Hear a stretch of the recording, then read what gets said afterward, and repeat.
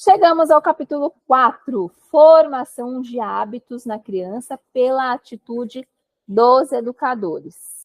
Nesse capítulo 4, eu acho muito interessante, porque aqui três autoras vêm contar um pouquinho sobre como que uma professora conseguia formar os hábitos nas crianças pela atitude, de modo que ela não precisava ficar chamando atenção, de modo que ela não precisava ficar relembrando as proibições, né?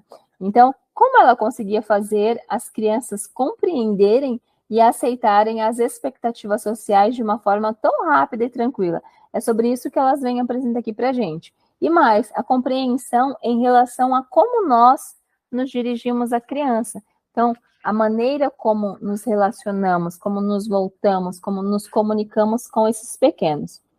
O normal do professor é querer descondicionar os hábitos indesejáveis das crianças e acontece por meio negativo. Ou seja, então, a gente tem lá as nossas crianças e elas têm a mania ou o comportamento de sempre fazer alguma coisa que não pode. Então, de repente, chegar perto de algo que possa trazer algum malefício a elas, machucado, enfim. E aí a nossa tendência é, olha, não pode fazer isso, não é para fazer isso, e explica o porquê que não pode. Então, a gente quer descondicionar esse hábito da criança. Só que a gente faz isso sempre por um meio negativo, que é sempre o não, não, não, não, não, né? E é isso que a gente vai perceber agora, porque com crianças muito pequenas, isso também acontece. A gente fala, não, não pode, né? Mas e se ao invés de nós utilizarmos essa forma negativa, nós tentarmos incutir novos hábitos?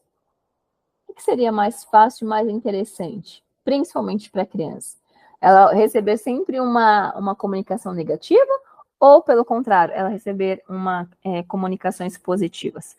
Então, analisando em nossa instituição o trabalho de uma educadora que trabalhava há 15 anos, tentamos penetrar na lógica de sua atitude pedagógica.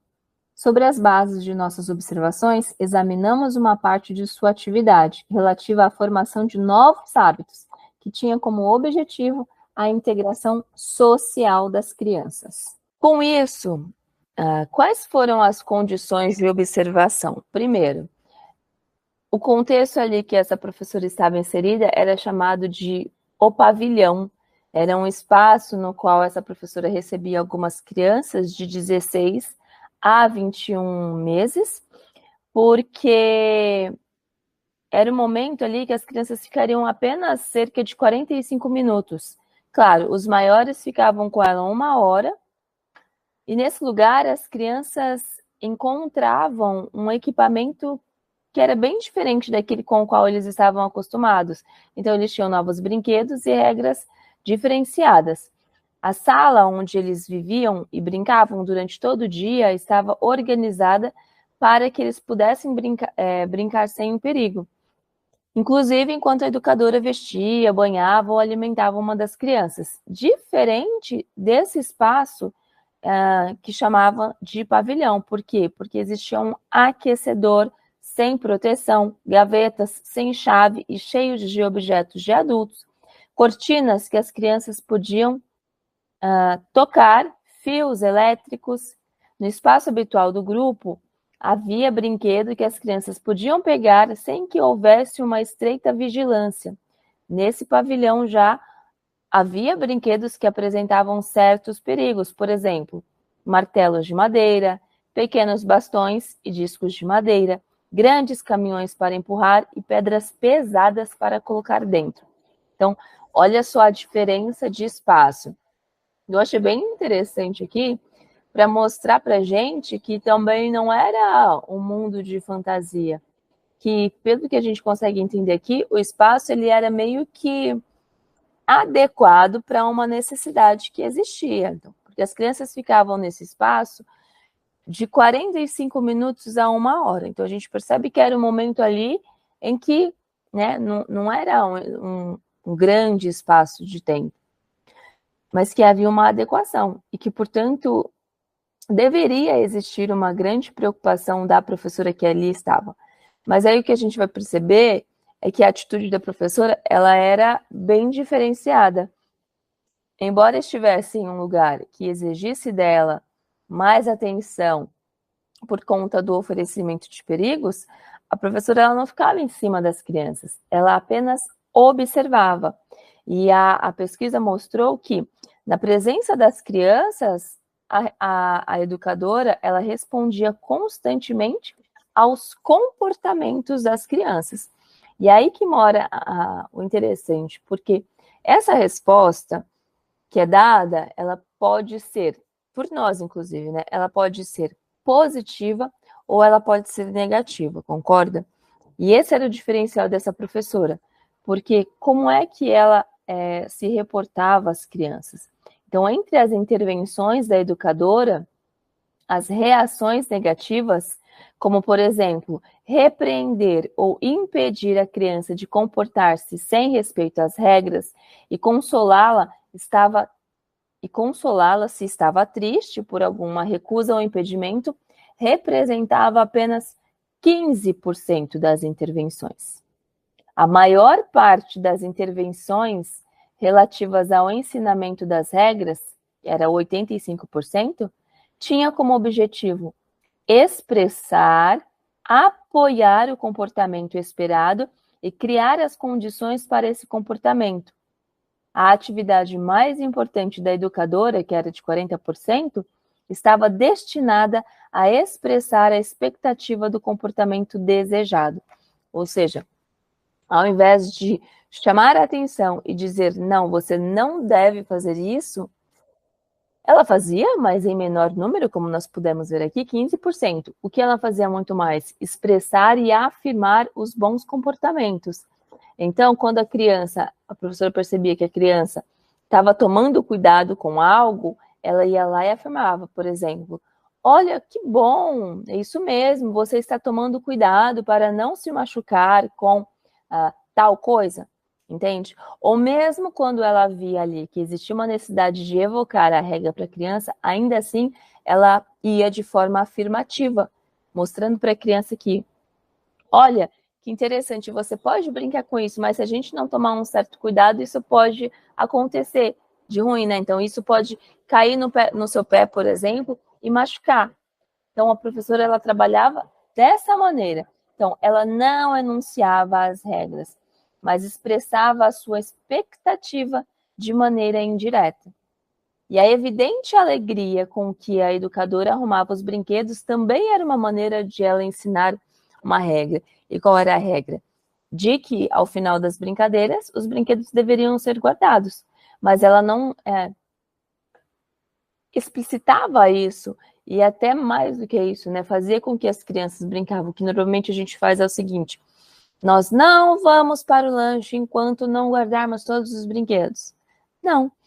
A educadora aqui na pesquisa, ela de maneira muito alegre, ela ia guardar os brinquedos e ela fazia questão de mostrar essa alegria para as crianças. Por quê?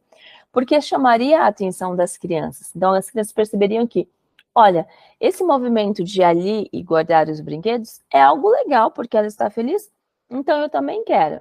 Então, ela ia ensinando a criança de maneira indireta, de modo que, em algum momento, as crianças começavam a guardar os brinquedos. Um exemplo aqui que é dado: Tamas, de 17 meses, que diferente das outras crianças, estava no pavilhão pela primeira vez, joga a boneca fora da sua cama. A professora diz: você a jogou? Agora recolha, disse a educadora. Tamas a recolhe, mas está ocupada arrumando a caminha da boneca e a deixa cair novamente. Em seguida, torna a recolhê-la, coloca-a na caminha, a carrega e torna a deixá-la cair. Apenas nesse momento, a educadora diz muito amavelmente e com voz para dar ânimo: você colocou de volta a boneca dentro de sua caminha. Então, veja, ela estava ali afirmando uma regra que ela passou à criança, que era de você derrubou, recolha. Mas aí ela afirma, ela dá os parabéns de uma outra maneira. Eu achei isso bem interessante. Um outro exemplo. Para Elvira, que bate no xilofone com seu martelo, a educadora propõe bater sobre as rolhas do balcão de trabalhos. Assim, a educadora respeitou o desejo da criança, que era o de bater com o martelo, e lhe sugeriu a maneira permitida, porque bater no xilofone provavelmente ia causar algum dano. Então, ela não foi simplesmente disse, você não pode fazer isso. Ela mudou a alternativa, né? Olha, que tal se nós batermos aqui, ó, nas rolhas, porque aí não vai ter problema. E também eu acredito que por conta do barulho, né?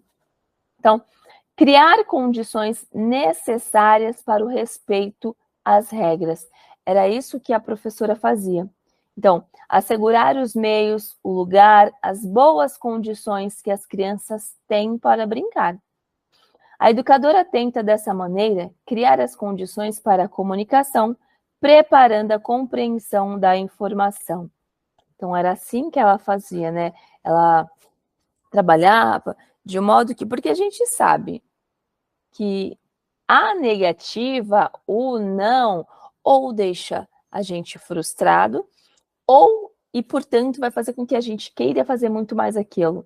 Né? Então, quando a educadora ela chega e ela trabalha de uma outra maneira, ela muda as condições de comunicação e ela prepara a compreensão, passando a informação de um modo completamente diferente. Né? E por conta disso, como que a gente percebe o comportamento das crianças?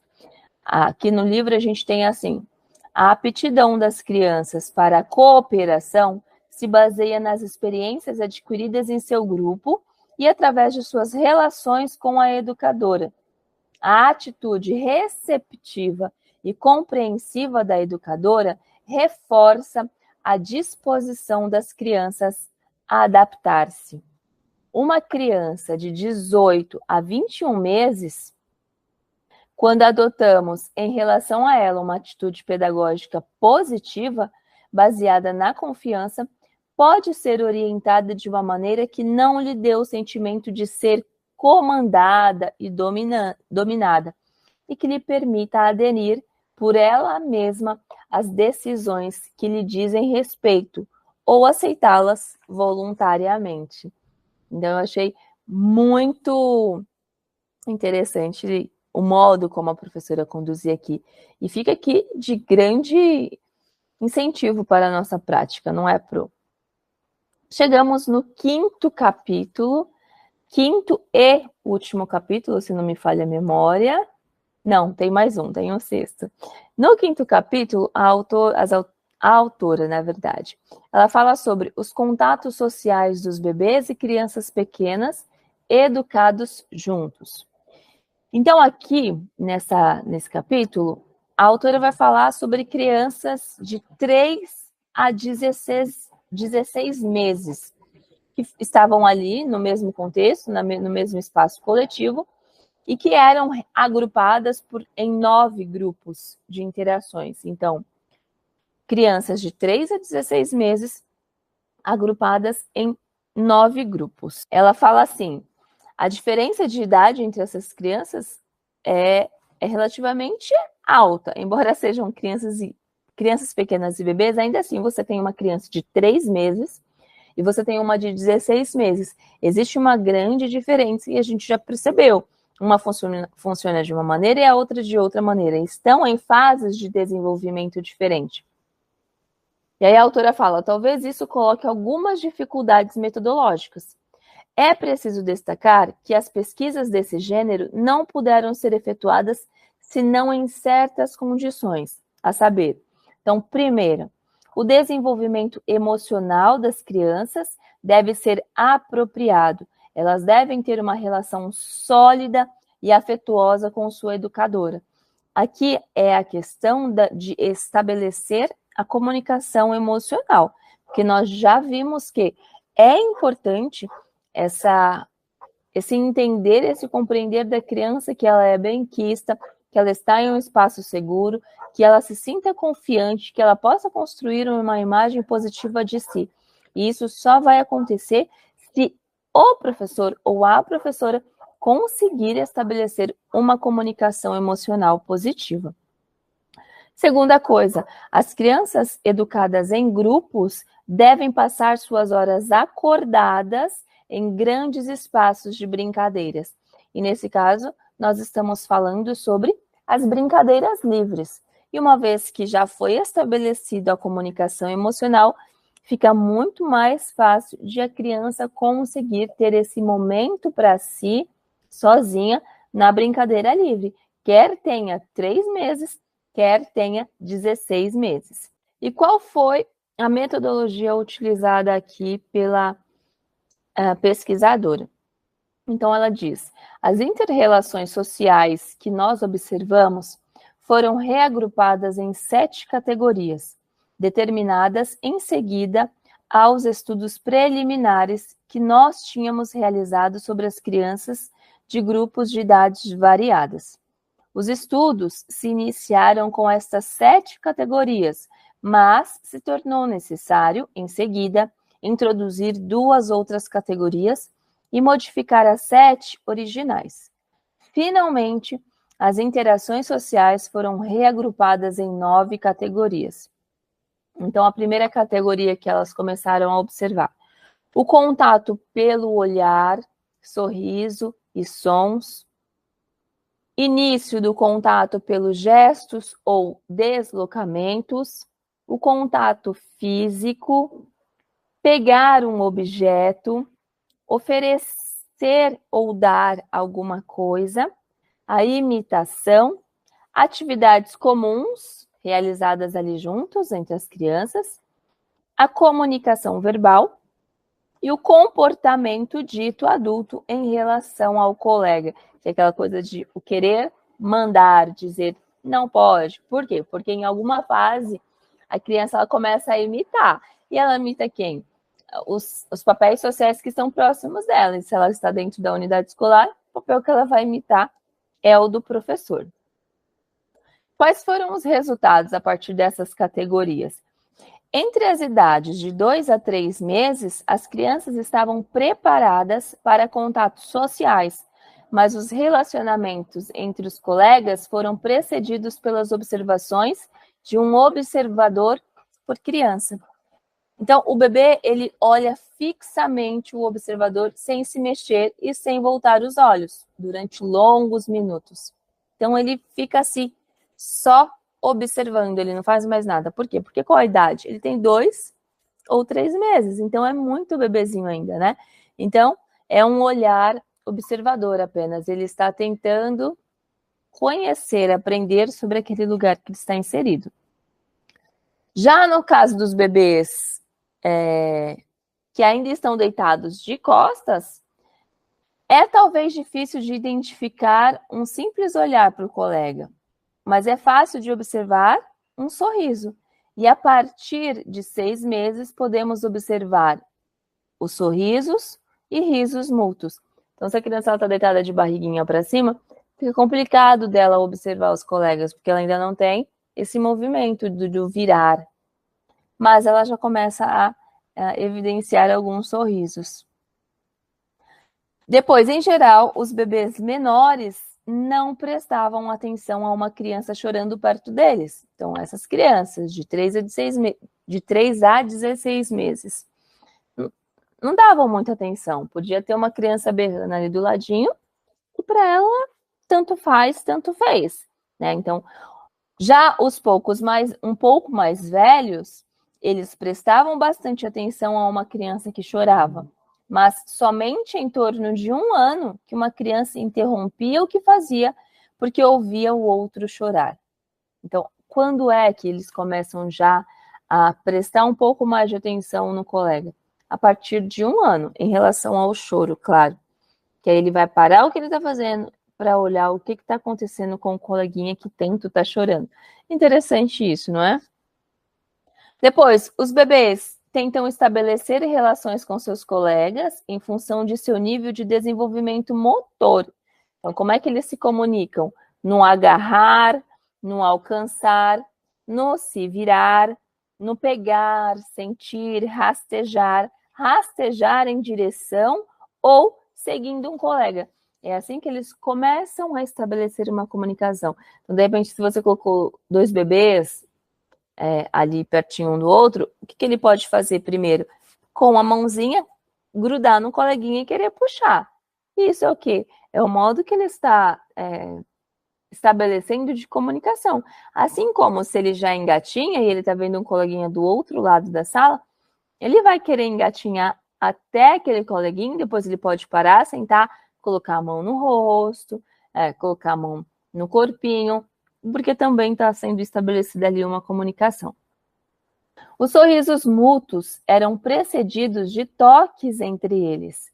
Esta forma de atividade manipulatória aumentava até a idade de 5 meses, alcançando sua mais alta frequência entre 5 e 7 meses, e começava a diminuir a partir dos 8 meses. Então, muito legal, né? Porque olha só que interessante, são bebês ainda, mas ainda assim eles já começavam a conversar entre si. Como? Com o toque e com o sorriso. Isso nos faz pensar, inclusive, na questão de nós estabelecermos a comunicação emocional com eles. Toque, sorriso, o olhar nos olhos. As crianças que podem se deslocar facilmente não têm o hábito de se tocar reciprocamente. Então, os bebês, eles estão ali interagindo, um pode ir lá, tocar, querer estabelecer uma comunicação, mas não significa, evidentemente, que o outro vai retribuir o toque. Não, ele pode simplesmente olhar para o colega e sair engatinhando tranquilamente, sem problema nenhum. Então, parece-nos, diz a pesquisadora, que tocar as mãos seja a primeira brincadeira comum das crianças de 4 meses. Então, é muito mais comum nos bebezinhos mesmo, né? 4 meses. Por quê? Porque a gente também já percebeu, já entendeu, que nessa fase as crianças elas estão desenvolvendo conhecimento de si. Elas estão se conhecendo, sabendo que tem uma mãozinha que pode fazer um movimento, que pode abrir, fechar, pegar, enfim. Então, a partir disso, eu acredito que seja por conta disso, na verdade, que essa seja a primeira brincadeira da criança, que é utilizar a mão para tocar as coisas, que é certamente também aquele momento em que ela está pesquisando, que ela está aprendendo. As crianças que vivem juntas e que são capazes de se arrastar começaram a subir umas sobre as outras a partir dos 7 meses. E essa é uma atividade que parece ser normal, faz parte da rotina, sabe? E acontece por conta da etapa do desenvolvimento da criança. Então, de repente, a gente pode achar que uma criança está subindo sobre a outra porque ela quer machucar. Não, não é nada disso.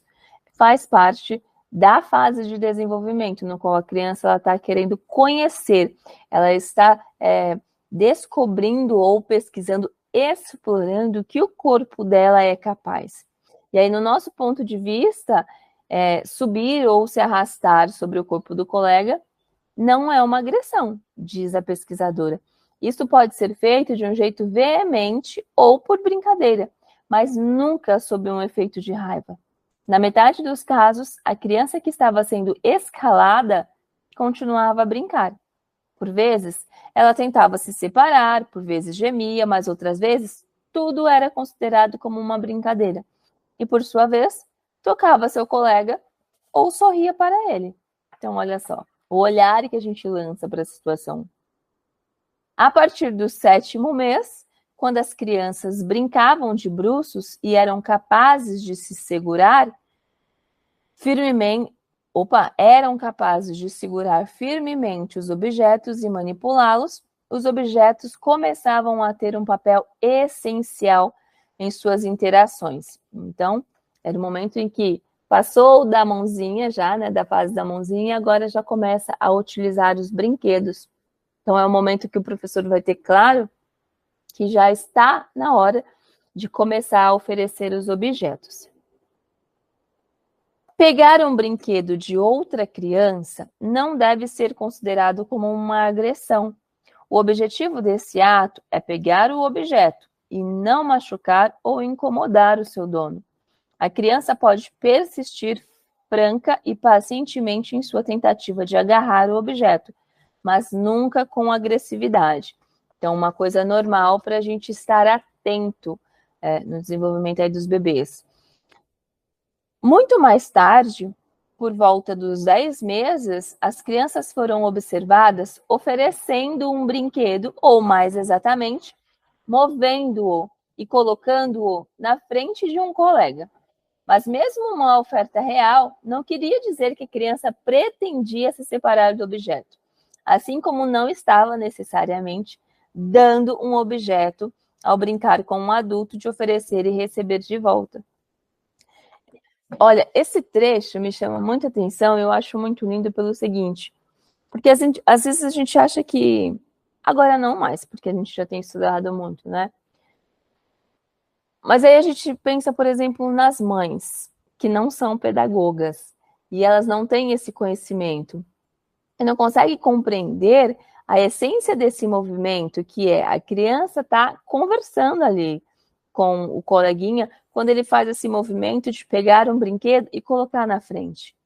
Não significa que ele está dando, mas significa que ele está estabelecendo uma comunicação.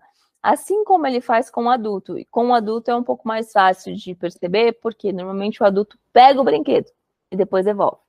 Pega o brinquedo e depois devolve. E aí a criança tende aqui a dar um sorriso, a gostar da brincadeira. Então, existe uma comunicação, uma linguagem própria da criança. Antes da criança andar, os conflitos sérios não apareciam com frequência, diz a pesquisadora aqui. A intervenção da educadora só foi necessária em 2 casos. Então, quais casos? Então, as crianças se submetiam com surpreendente paciência aos toques, pontapés, e quando outras subiam em cima delas. Elas disputavam os brinquedos, mas não davam sinais evidentes de ressentimento. Durante as observações, que duraram 38 horas e 45 minutos, houve apenas 23 casos de uma criança chorando porque um colega puxou seu cabelo, caiu em cima dela, chutou-lhe, foi empurrada ou porque pegaram seu brinquedo. E desses casos todos, apenas 2 casos as professoras precisaram intervir. Então deixar as crianças se resolverem, né? Perceberem como que elas vão resolver algum problema. Então, resolução de problemas já existente na educação infantil, na primeira infância. Então, em geral, as pesquisadoras dizem, simplesmente observar a atividade de um colega é divertido. Prazer ainda maior surge do contato corporal. Sentir a mão da outra criança, aninhar-se com ela, rastejar por cima dela ou puxar seus cabelos, embora, neste último caso, o prazer não seja compartilhado. O prazer da atividade é reforçado se realizada conjuntamente, gritando, saltando, pulando e fazendo barulho juntos e etc. De vez em quando, uma atividade se tornava o hábito de um grupo, sendo praticado repetidamente por um único membro do grupo ou por vários, como deitar-se, bater em uma caixa, girar pedaços de madeira e etc. As primeiras formas de verdadeira interação em grupo foram observadas aos 10 meses. Com a brincadeira, cadê? Achou! Esconde, esconde, perseguir uns aos outros e fazer barulho. Então, veja, nessa pesquisa, as autoras quiseram mostrar como que se dava o contato entre os bebês e as crianças, que conviviam ali no mesmo espaço, nos mesmos grupos. E aí elas nos mostram, né, de fase em fase, como que as crianças funcionam e que a interação ela é iniciada realmente a partir dos 10 meses. E aí elas dizem assim, ó, as crianças, elas entraram em contato por meio de objetos. E essas crianças estavam na faixa etária de 6 a 12 meses. Essa faixa etária não é caracterizada por um grande número de conflitos. As relações sociais das crianças parecem dar-lhes muito mais prazer do que insatisfação. Então, tudo que acontecia entre as crianças nessa faixa etária, para elas, era de satisfação. Por quê? Porque era tudo novo. É tudo novo. Tudo do desconhecido ao conhecido. Então, não tem por que não trazer satisfação, prazer aos pequenos. As crianças em instituições se beneficiam mais do tempo gasto em espaços de brincar com seus companheiros do que quando permanecem em suas camas, separadas umas das outras. Os espaços de brincar são preferíveis para todas as crianças, pois oferecem oportunidades para brincadeiras e movimentos livres. Bebês não machucam uns aos outros. O cercado comum ajuda as crianças a estabelecerem relações sociais precoces. Então, o cercado comum aqui é o espaço para os bebês, os espaços para os bebês um pouco maior, enfim, o espaço que eles estão e que eles podem interagir. É possível que o tempo que a educadora inevitavelmente não pode se dedicar ao contato direto com cada criança possa ser compensado, pelo menos em parte, pelo contato social com seus colegas. Nossas conclusões apenas se aplicam a este grupo, ou seja, para crianças vivendo em contato próximo com um adulto e tratadas com gentileza, sem agressões. Aqui uma afetividade positiva, certo? Então, fica de reflexão e de compreensão para o nosso trabalho, né? Primeiro, entender como que esses bebês se desenvolvem em cada fase, como é que vai ocorrer a interação entre eles, e mais, o quanto é importante se a gente associar a falta de atenção nossa individual, porque a gente sabe que é um pouco mais difícil, a brincadeira livre e o estímulo à interação com os próprios colegas, porque isso vai certamente auxiliá-los, ajudá-los e compensar essa falta de atenção do professor. Então, nós chegamos ao 6º capítulo, a participação da criança no cuidado de seu corpo. Aqui a gente já retoma aquela questão, mais uma vez, da comunicação emocional. Lembra? Não tem como dissociar. As coisas, elas estão intimamente ligadas, interligadas. Então, todos esses momentos de participação indicam que a criança se interessa por tudo que lhe acontece e que, para ela, participar com o adulto é uma fonte de prazer. Tá, mas quais momentos? Como é que o professor pode estimular essa participação? Então, por exemplo, a pedido do adulto, levantando o braço em direção à manga da camisa, vestindo a camisa ali, com a ajuda do professor, em posição sentada ou de pé, ou ainda se aproximando do adulto e se arrastando ou engatinhando. As educadoras tentam cuidar da criança não como objeto de cuidado, mas como ser humano, aceitando a ideia de que uma cooperação com o bebê é possível. Então, veja esse trecho aqui, ó. No entanto, muitas vezes acontece que o resultado visível da cooperação é superestimado e isolado de seu verdadeiro conteúdo. Eis aqui uma cena observada em uma instituição de acolhimento. A educadora prepara-se para trocar as fraldas de Zelze, uma menina de 12 meses, dizendo-lhe algumas palavras. Zelze lhe responde com um "ah", e ambas sorriem. Depois, a educadora deita a menina e, enquanto lhe tira a roupa, lhe dá uma caixinha de plástico para que brinque. Zelze olha a caixinha com alegria, balbucia e agita as pernas, exteriorizando sua satisfação. A educadora troca suas fraldas com movimentos rápidos. Ainda que vá dizendo com poucas palavras o que vai de forma independente uma da outra. Opa! Pulei aqui. Ainda que vá dizendo com poucas palavras o que vai fazendo, a educadora não busca o olhar da criança. Elas atuam de forma independente uma da outra. Zelze fixa sua atenção na caixinha e a educadora na técnica da troca. Quando chega o momento de colocar a roupa, a educadora pede que ela lhe estenda os pés. Ao fazer a solicitação, sua voz torna-se mais firme e ela se inclina um pouco mais em direção à criança, esperando. Ainda assim, a menina continua brincando com a caixinha e não reage. Então, o que acontece aqui? A professora começou a comunicação muito bem, ela conseguiu logo de imediato estabelecer uma comunicação com a menina, mas aí depois ela vai e faz o quê? Ela dá uma caixinha para a menina brincar. Ou seja, ela colocou a atenção, o foco da menina em uma outra coisa. Aí depois ela quis continuar com a comunicação, mas aí não tem como, não é mesmo? Porque se a criança ela já está com foco em algo que é muito mais interessante para ela, por que ela vai parar de olhar para aquilo? Então, no momento da troca, é um momento de fato de estimular essa participação da criança e, portanto, a comunicação e a atenção tem de ser entre professor e a criança, ou o professor e o bebê.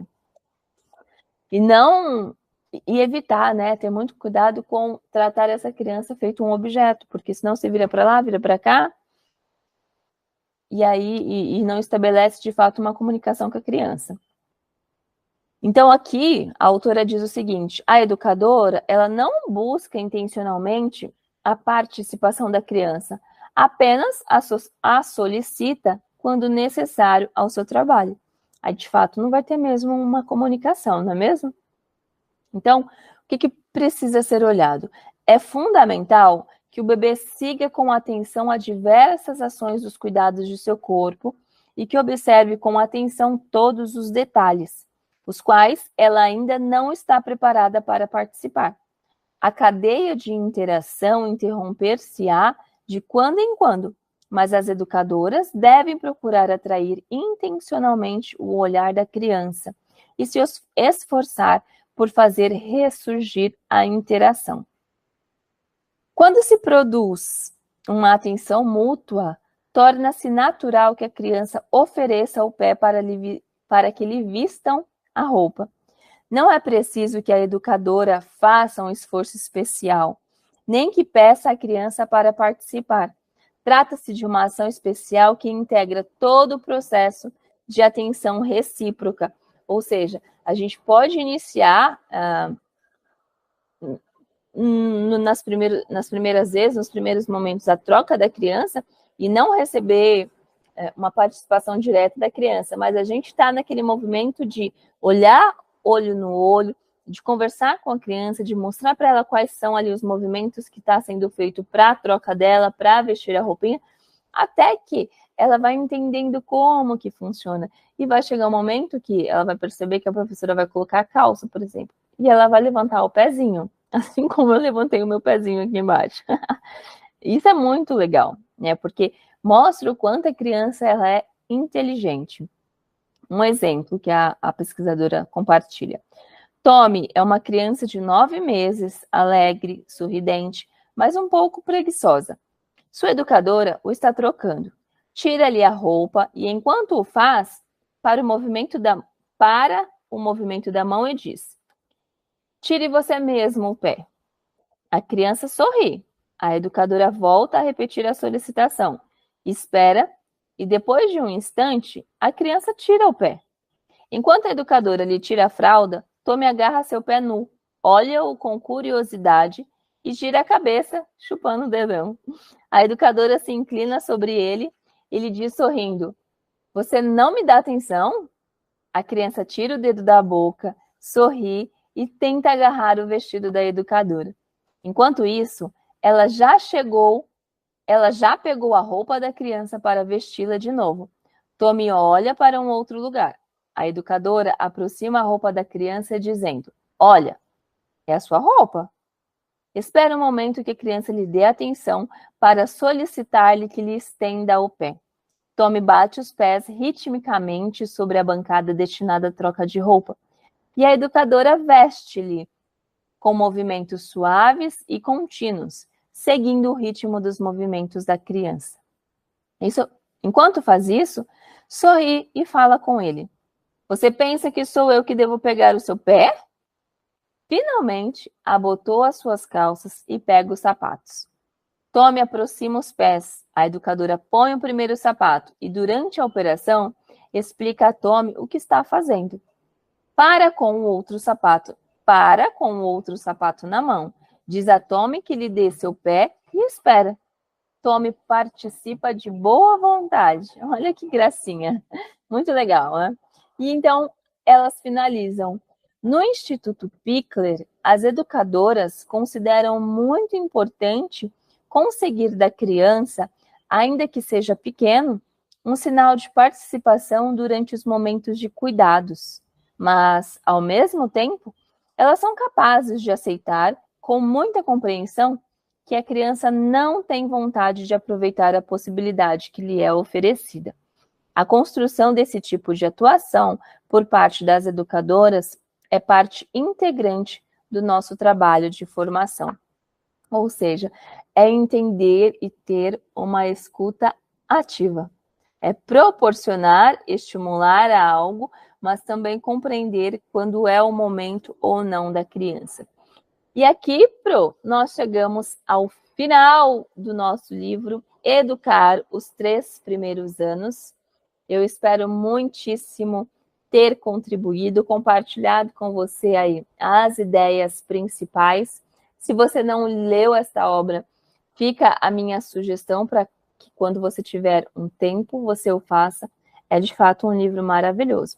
No entanto, também a gente precisa lembrar que tantas outras leituras vêm aí tendo grande relação com a abordagem M. Pickler, então, portanto, a gente sempre vai ter contato. Eu espero te encontrar na próxima aula, Pro. Até mais. Beijo. Tchau.